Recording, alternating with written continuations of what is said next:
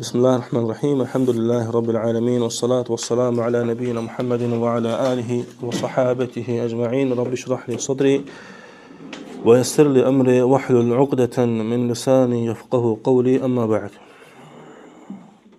Və İmam Muhammed rahimehullah əhkam hədislərinin müharrarını davam eləyərək misvak bölümündə misvak dediyimiz keçən dərsdə xatırlatdığımız kimi, yəni təmizlik müsəlmanın həm xarici həm də zahiri təmizliyindən danışır.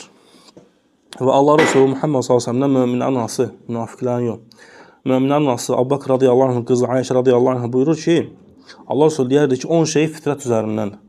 Müsəlmanın 10 şeyi fitrət üzərindən. Və deyərdi ki, bığlağı qısaltmaq.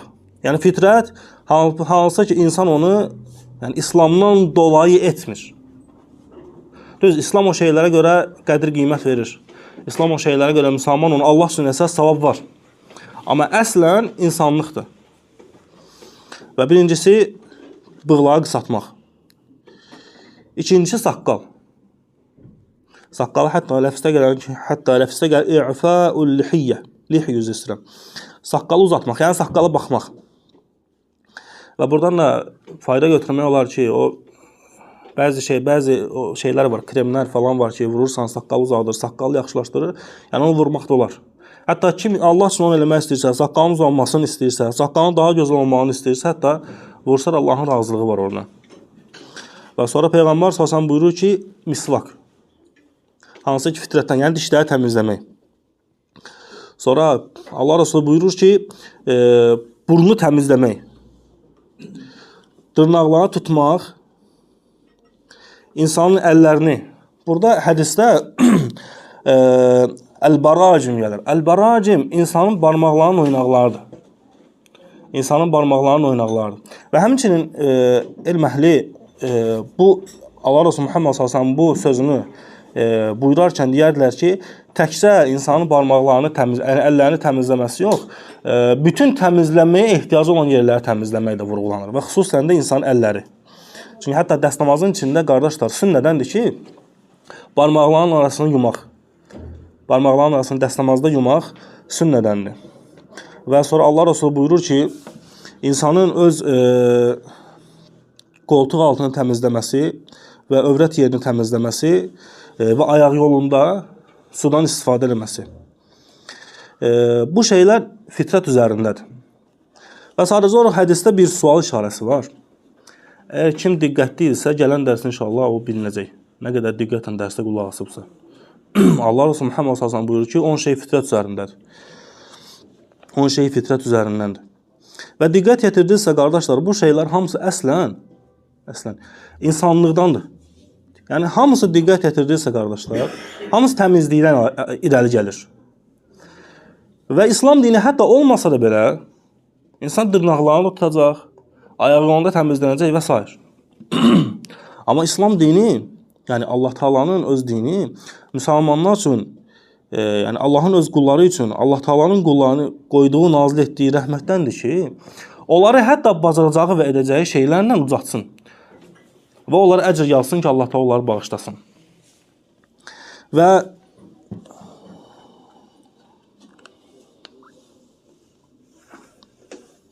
növbəsi hədisdə isə Peyğəmbər s.ə.v buyurur ki, İbn Ömər radiyallahu anhu rəvayət etdiyi hədisdə Allah Resulü Muhammed s.ə.v qazə, yəni başın bir tərəfini keçəl, ülgüslə və yaxud da ona bənzər şeylərin qırxıb, başın başqa tərəfini isə saçını saxlamağını qadağan elədi. Bu hədisin varid olmağında səbəb Allah Resulü Muhammed s.ə.v bir uşaq görür. Və o uşağın başının bir tərəfini qırxırdılar və bir tərəfini saxlayırdılar. Ümumiyyətlə, qardaşlar, əvvəllər uşaqlara çox da güclü, çox da belə meyil vermirdilər. Uşaqlara çox da ehtimam göstərmirdilər. Uşaqların geyinməsinə, keçirməsinə və s. Çünki səbəb nədən irəli gəlirdi?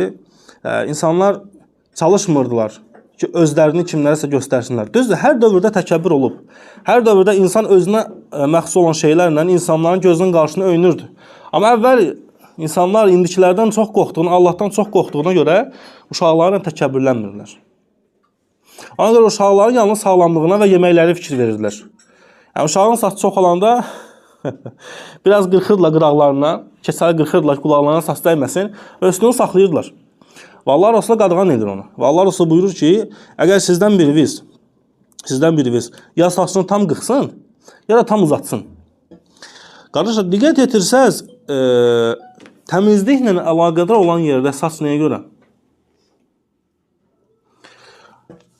Allah Resulü Muhammed sallallahu aleyhi ve sellemin dinində bizim təmizlik dediyimiz şeylər, təbii ki, ümumi təmizlik İslam dininə varid olub. Necə ki, 10 dənə hansı ki sadalanan, Allah Resulü'nün dediyi 10 dənə fitrət zarında olan şeylər hamımız diqqət etirdiyimiz kimi fitrətdən, yəni təmizlikdən, insanın daxilindən gələn şeylər idi. Amma elə şeylər var ki, onlar imtihandır. Elə şeylər var ki, şəriətin onu təmizlikdən görür və təmizlikdən görülməz imtihandır. Məsələn, donuz əti. Bəlkə də ən dadlı ətdir. Amma haramdır. Düzdür, kimsə gətirə bilər ki, bəzi təəssüf olsun ki, müsəlmanlar deyirlər ki, donuz əti nəsə yiyir falan, ona görə əti çirkli olur deyə. Olmaz. Allah Taala'nın haram hüdudlarında nələrisə haram qoyubsa, haram buyurubsa və o haram buyurduğu şeylərdə Allah Taala özü izah verməyibsə, Allah Taala'nın vermədiyi izahı vermək olmaz. Donuz ət haramdır, demək haramdır. Qoyun ət halaldır, demək halaldır. Aydındır. Və həmçinin də təmizlik mövzusunda, qardaşlar, ola bilər ki, bir şey saçın qulağa dəyməsi çirklikdən deyil əslində qalsa. Ona görə əvvəllər uşaqların saçını daz qırxırdılar, keçəl qırxırdılar, üstünü saxlayırdılar. Düz, indi biraz o moddur. Təəssüf. Keçəlləyirdilər, üstü qalırdı belə. Qıraqları isə keçəl olurdu. Allah olsa qadağan elədi onu. Aydındır. Çünki şəriətin hərdən bəzi qoyduğu qadağalar var ki, onlar da təmizlik baxımından şəriətin nəzərinə görə təmizlikdən sayılmırdı. Ola bilər kimsə deyə bilər ki, burada təmizlik və çirkliyə nə əlaqədar var? Çünki Allah Resulü buyurdu ki, ya tam qırxsınlar, ya da tam saçlarını uzatsınlar. Demək, buradan görünür ki, saçın uzun saxlanılması çirklikdən deyil. Aydındır. Və həmçinin də, amma saçın bir tərəfinin keçəl qırxılıb, bir tərəfinin isə saxlanılması İslam dininin mənəvi çirkliyindən sayılır. Çünki xüsusən bəzi məsələlər var. Düz Allah Resulü Muhammed sallallahu əleyhi və səlləm bunu çəkindirməkdə səbəblər var idi. Çünki bəzi kafir qövmlər və yaxud da kafir qövmlərə bənzər bəzi qövmlər özlərini hansısa bir formalara, hansısa bir hallara salırdılar.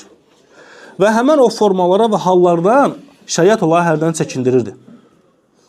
Və hədisin birinci tərəfində olan Peyğəmbər s.ə.v sözünə qaldıqda isə 10 şey fitrətdən sözünün əlavə biraz təfsilat vermək istəyirəm. Allah Resulü buyurdu ki, وَاِعْفَاءُ اللِّحْيَةِ saqqalın uzadılması.